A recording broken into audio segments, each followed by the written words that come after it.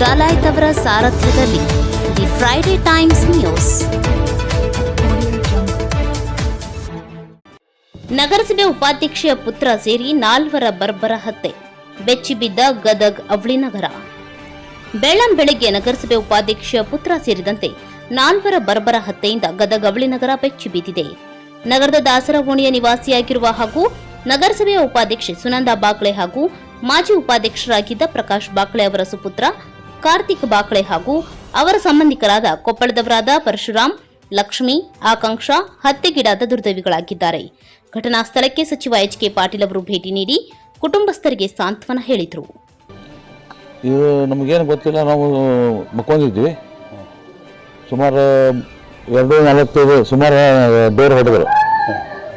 Door ಹೊಡೆದ್ಮ್ಯಾಗ ಸ್ವಲ್ಪ ನಮ್ಮ ಮನೆಯವ್ರು ಎದ್ದು ಯಾರು ಹೊಡ್ತಾರೆ ಡೋರು, ಅದೇ ನಾವು ಯಾರ್ಯಾರ ಕಾರ್ತಿಕ ಎಲ್ಲ ನಮಗೂ ಮಕ್ಕೊಂಡ್ರಲ್ಲ, ಸೌಂಡ ಮಾಡಿಲ್ಲ ಅವರು. ಸೌಂಡ ಸ್ವಲ್ಪ ನಮ್ಮ ಮನೆಯವ್ರಿಗೆ ಸ್ವಲ್ಪ ಒಂದು 15-20 ಮಿನಿಟಿಂದ ಏನೋ ಸ್ವಲ್ಪ ಆವಾಜ್ ಬಂದಂಗೆ ಆಗೈತೆ ರೀ. ಆವಾಜ್ ಬಂದಂಗೆ ಆಗಂಗೆಲ್ಲ ಅವರು ನಾನು ಕರಾತಾಗಿ ಹೋಗಿದ್ದೆ.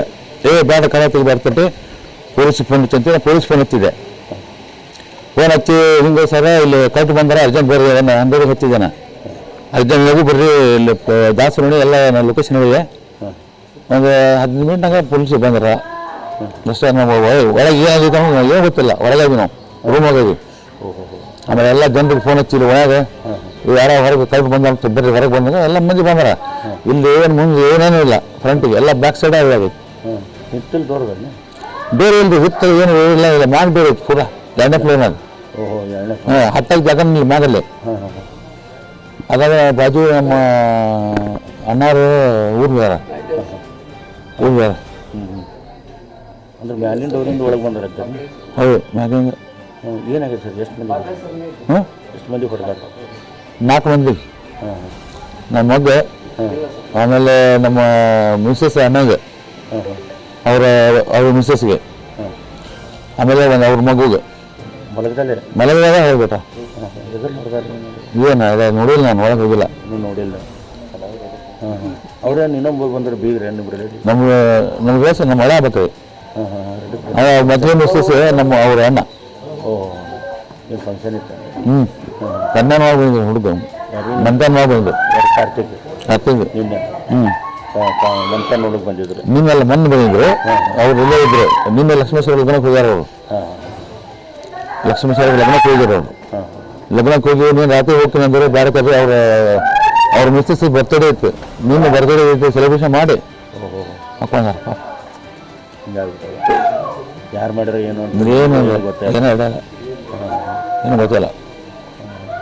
ಅದು ಮ್ಯಾಲೆ ಡೋರ್ಗೆ ಇರೋದು ಯಾರು ಮಾಡ್ತೀನಿ, ಅವ್ರಿಗೆ ಯಾರು ದೋಷಿಗೆ ಸಿಗ್ತಾರೆ ಅಂತಾರೆ. ನಿಮಗೇನು ಅನುಮಾನ ಬಂತು? ಹೆಂಗೆ ಬಿಡ್ತು, ಯಾರು ದೋಷ ಇದೆ ಹ್ಯಾಂಗೆ ಹೇಳ್ಬೇಕು ಜನದ್ದು? ನಾನು ಇಷ್ಟು ಕುರಿಯಾಗಿ ಹಿಡ್ದಾರಲ್ಲ, ಅದು ಏನು ಹೆಂಗೆ ಮಾತಾಡೋಕ್ಕೆ ಚಾನ್ಸ ಕೊಟ್ಟಿಲ್ಲ ಅವ್ರಿಗೆ. ಪೂರ ಹಾಕಿ ಹೊರಗೆ ಬಿಟ್ಟ ಎಲ್ಲರಿಗೂ 4 ಮಂದಿ. ಮಗು 16 ವರ್ಷ ಮಗು ಬರ್ತದೆ ಹುಡುಗಿ.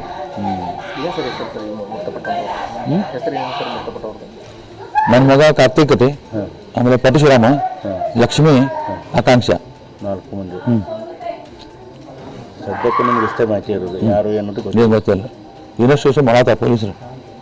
ದುರ್ದೈವದ ಘಟನೆ, ಅಮಾನುಷವಾಗಿರ್ತಕ್ಕಂಥ ಘಟನೆ.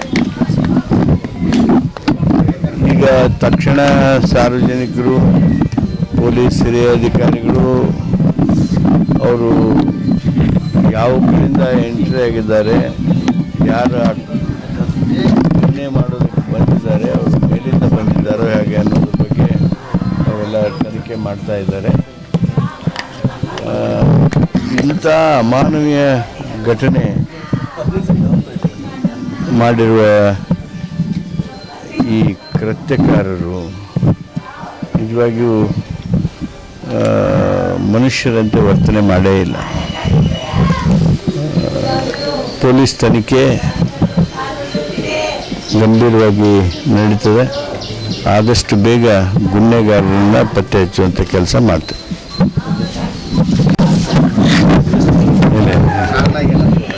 ಇಲ್ಲ, ನಾನು ಅವುಗಳ ಬಗ್ಗೆ ದೀರ್ಘವಾಗಿ ಪೊಲೀಸರ ಜೊತೆಗೆ ಚರ್ಚೆ ಮಾಡಿಲ್ಲ. ನಮ್ಮ ಎಸ್ ಪಿ ಅವರು ಸ್ಥಳದ ಮೇಲೆ ಇದ್ದಾರೆ, ನಾವು ಸಾರ್ವಜನಿಕರ ಜೊತೆಗೇ ಇದ್ದೇವೆ. ವಿಚಾರ ಮಾಡೋದಾಗಲಿ ಅದನ್ನು ಕೇಳುವಾಗಲಿ ಇದು ಸಂದರ್ಭ ಅಲ್ಲ. ಆದ್ದರಿಂದ ಇಷ್ಟೇ ನಾನು ನಿಮಗೆ ಹೇಳೋದು ಬಯಸ್ತೀನಿ.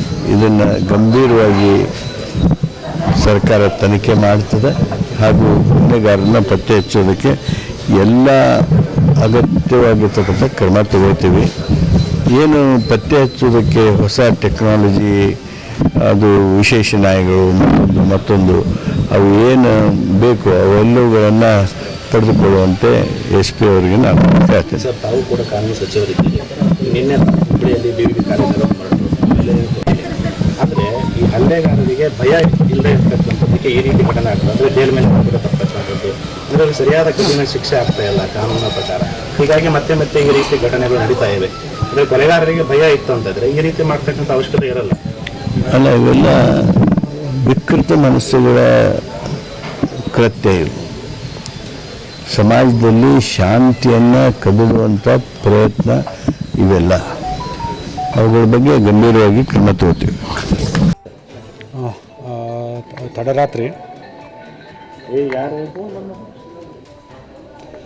ತಡರಾತ್ರಿಯಲ್ಲಿ ಏನು ಪ್ರಕಾಶ್ ಬಾಕಳೆಯವ್ರದ್ದು ಮನೆಯಲ್ಲಿ 4 ಜನರದ್ದು ಕೊಲೆಯಾಗಿದೆ. ಈ ಬಗ್ಗೆ ಪೊಲೀಸ್ಗೆ ಮಾಹಿತಿ ಬಂದ ತಕ್ಷಣ ನಾವು ಇಲ್ಲಿ ಸ್ಥಳಕ್ಕೆ ಬಂದಿದ್ದೀವಿ, ಎಲ್ಲ ಪರಿಶೀಲನೆ ಮಾಡ್ತಾಯಿದ್ದೀವಿ. ಕೊಲೆಯಾದವರು ವಿವರ ಕಾರ್ತಿಕ್ ಪ್ರಕಾಶ್ ಬಾಕಳೆ ಅಂಥೇಳಿ, ಅದೇ ರೀತಿ ಪರಶುರಾಮ್ ಹಾದಿಮನಿ ಅಂತ, ಲಕ್ಷ್ಮಿ ಹಾದಿಮನಿ ಅಂತ ಮತ್ತು ಆಕಾಂಕ್ಷ ಹಾದಿಮನಿ ಅಂತ ಅಷ್ಟು ಜನರದ್ದು ಕೊಲೆಯಾಗಿದೆ. ಈಗ ಅದರ ಬಗ್ಗೆ ವಿವರವಾಗಿ ಪ್ರಕರಣ ದಾಖಲಿಸಿಕೊಂಡು ತನಿಖೆ ಕೈಗೊಳ್ತಾ ಇದ್ದೀವಿ. ಯಾರು ಈ ಕೃತ್ಯದಲ್ಲಿ ಭಾಗಿಯಾಗಿದ್ದಾರೆ ಅವರನ್ನು ಕೂಡಲೇ ದಸ್ತಗಿರಿ ಮಾಡಿ ಮುಂದಿನ ಕಾನೂನು ಕ್ರಮ ತಗೊಳ್ತೀವಿ. ಈಗ ಇದ್ರದ್ದು ಅವ್ರಿಗೆ ಹೇಳೋದು ಸುಮಾರು 2 ರಿಂದ 3 ಗಂಟೆ ಒಳಗೆ ಆಗಿರ್ಬೋದು ಅಂಥೇಳಿ. 3 ಗಂಟೆ ನಂತರ ಅವ್ರಿಗೆ ಗೊತ್ತಾಗಿದೆ ಅಂಥೇಳಿ ಪ್ರಾಥಮಿಕವಾಗಿ ಗೊತ್ತಾಗಿದೆ. ಸೊ ಅವ್ರು ಹೇಗೆ ಬಂದರು ಏನು ಅನ್ನೋದು ಅವ್ರು ಕೆಲವು ನಮಗೇನು ಮಾಹಿತಿ ಕೊಟ್ಟಿದ್ದಾರೆ, ಆ ಬೇಸ್ ಮೇಲೆ ನಾವೆಲ್ಲ ಪರಿಶೀಲನೆ ಮಾಡ್ತಾಯಿದ್ವಿ. ಮೇನ್ ಡೋರ್ ಕ್ಲೋಸ್ ಇತ್ತು ಅಂತ ಹೇಳ್ತಾರೆ. ಅವ್ರು ಬಂದು ಒಳಗಡೆ ದುಷ್ಕರ್ಮಿಗಳು ಒಳಗಡೆ ಬಂದದ್ದು ಹೆಂಗೆ, ಅಥವಾ ಇನ್ನು ಮಲಗದಲ್ಲಿ ಕೊಲೆ ಮಾಡಿದ್ರು ಅಥವಾ ಅವರು ಗಲಾಟೆಗೆ ಹೆಂಗೆ ಏನು? ಈಗ ಅದನ್ನೇ ಎಲ್ಲ ವಿವರವಾಗಿ ತನಿಖೆ ನಂತರ ತಮಗೆ ತಿಳಿಸ್ತೇವೆ. ಯಾಕಂದರೆ ಏನಾದರೂ ಕಾಮೆಂಟ್ ಮಾಡಲಿಕ್ಕೆ ಇದು ಇಟ್ ಇಸ್ ಟು ಅರ್ಲಿ. ಯಾಕೆ ನಮಗೆ ಎಲ್ಲ ವರ್ಷನ್ಸನ್ನು ನಾವು ನೋಡಿಕೊಂಡು ಹೇಳಬೇಕಾಗ್ತದೆ. ಸ್ವಲ್ಪ ನಮಗೆ ಸಮಯ ಬೇಕು, ಅದನ್ನೆಲ್ಲ ತಿಳ್ಕೊಂಡು ಮತ್ತೆ ನಿಮಗೆ ಬ್ರೀಫ್ ಮಾಡ್ತೀವಿ. ಮನೆಯವ್ರು ಹೇಳ್ತಾರೆ ದುಷ್ಕರ್ಮಿ ಒಳಗೆ ಬಂದಿದ್ದಾರೆ ಹೆಂಗೆ, ಯಾವ ಡೋರ್ ನಿಂತಿದ್ದಾರೆ? ಅವ್ರು ಮೇಲಿಂದ ಎಂಟ್ರಿ ಆಗಿದ್ದಾರೆ ಅಂತ ಹೇಳ್ತಾರೆ, ಮೇಲೆ ಟೆರೆಸ್ ಕಡೆಯಿಂದ ಎಂಟ್ರಿ ಆಗಿದ್ದಾರೆ ಅಂತ ಹೇಳ್ತಾರೆ. ಸೊ ಎಲ್ಲನೂ ಕೂಡ ನಾವು ಪರಿಶೀಲನೆ ಮಾಡತ್ತೀವಿ. ಇನ್ನೂ ಸದ್ಯಕ್ಕೆ ಯಾರು ಏನು ಅಂತ ಗೊತ್ತಾಗಿಲ್ಲ. ಎಲ್ಲ ಮೂಲಗಳಿಂದ ತಿಳಿದುಕೊಂಡು ನಾವು ಸಾಧ್ಯದಷ್ಟು ಬೇಗ ಅವ್ರನ್ನ ದಸ್ತಗಿರಿ ಮಾಡ್ತೀವಿ. ಅದನ್ನು ಪರಿಶೀಲನೆ ಮಾಡ್ತಾಯಿದ್ವಿ. ಸೊ ಅದು ಪರಿಶೀಲನೆ ಮಾಡಿ ಅದ್ರ ಬಗ್ಗೆ ಅದರಿಂದನೂ ಕೂಡ ಏನಿದೆ ಎಲ್ಲ ಮಾಹಿತಿಯನ್ನು ಸಂಗ್ರಹ ಮಾಡ್ತೀವಿ. ಅದೇ ಅಂದರೆ ಏನೇನು ಎಲ್ಲದೂ ಒಪಿನಿಯನ್ಸ್ ತೊಗೊಂಡು, ಅಂದರೆ ಈಗ ಬಂದಿದ್ದೀವಿ. ಸೊ ಎಲ್ಲ ಒಪಿನಿಯನ್ಗಳನ್ನ ತೊಗೊಂಡು ಯಾರ್ಯಾರು ಏನು ಒಪಿನಿಯನ್ ಕೊಡ್ತಾರೆ, ಯಾರ್ಯಾರು ಅದಕ್ಕೆ ಕನೆಕ್ಟೆಡ್ ಇದ್ದಾರೆ ಎಲ್ಲ ನೋಡಿಕೊಂಡು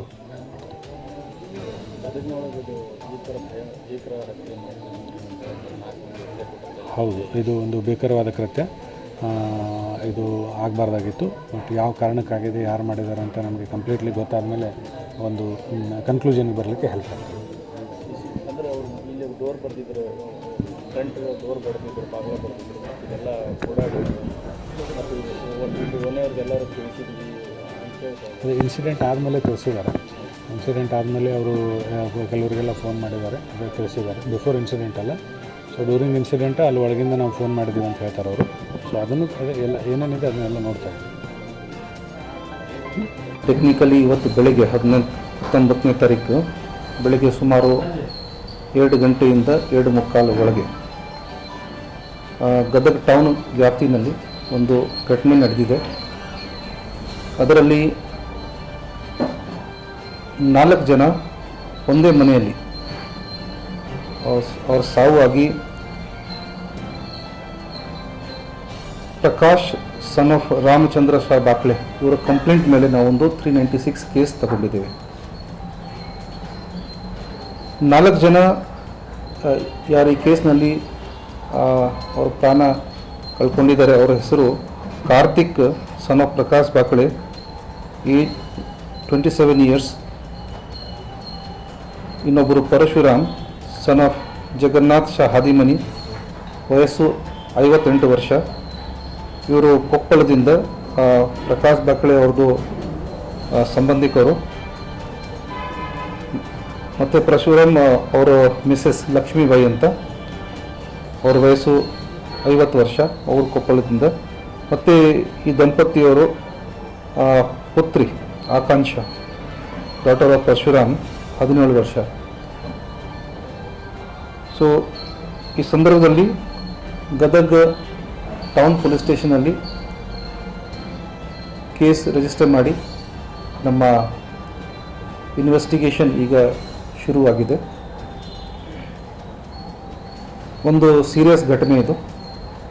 ಈ ಸಂದರ್ಭದಲ್ಲಿ ನಾವು ಬೇರೆ ಬೇರೆ ಸ್ಪೆಸಿಫಿಕ್ ಟೀಮ್ ಕೂಡ ಫಾರ್ಮ್ ಮಾಡಿದ್ದೇವೆ. ಬೇರೆ ಬೇರೆ ಕ್ಲೂಸ್ ಮೇಲೆ ಕೂಡ ನಾವು ಈಗ ವರ್ಕ್ ಮಾಡ್ತಿದ್ದೇವೆ. ಲೇಟ್ ನೈಟ್ ಬೆಳಗ್ಗೆ ಟೈಮಿಂದಲೇ ಇನ್ಫಾರ್ಮೇಷನ್ ಬಂದ ಕೂಡಲೇ SP ಗದಗರವರು ಮತ್ತು ಅವರ ಟೀಮ್ ಇದರ ಮೇಲೆ ಫೋಕಸ್ಡ್ ಬೇರೆ ಬೇರೆ ಡೈರೆಕ್ಷನ್ ಇದೆ, ಆ ಡೈರೆಕ್ಷನಲ್ಲಿ ಇನ್ವೆಸ್ಟಿಗೇಷನ್ ಮೂವ್ ಮಾಡಿದ್ದಾರೆ. ಭಾಳಷ್ಟು ವಿಷಯ ತಮಗೆ ಗೊತ್ತಿದೆ, ಹಾಗೆ ಈ ಸಂದರ್ಭದಲ್ಲಿ ಮಾತಾಡಲಿಕ್ಕೆ ಆಗಲ್ಲ. ಆದರೂ ಪಬ್ಲಿಕ್ ಕಡೆಯಿಂದ ಕೂಡ ಏನಾದರೂ ಯಾರ ಹತ್ರ ಏನಾದರೂ ಮಾಹಿತಿ ಇದ್ದರೆ we welcome them to share the information with police. ಜೊತೆಗೆ ಸಂದರ್ಭದಲ್ಲಿ ಭಾಳ ಸೂಕ್ಷ್ಮವಾಗಿ ನಾವು ಒಂದು ಇನ್ವೆಸ್ಟಿಗೇಷನ್ ನಡೆಸ್ತೀವಿ. The Friday Times news Gadag.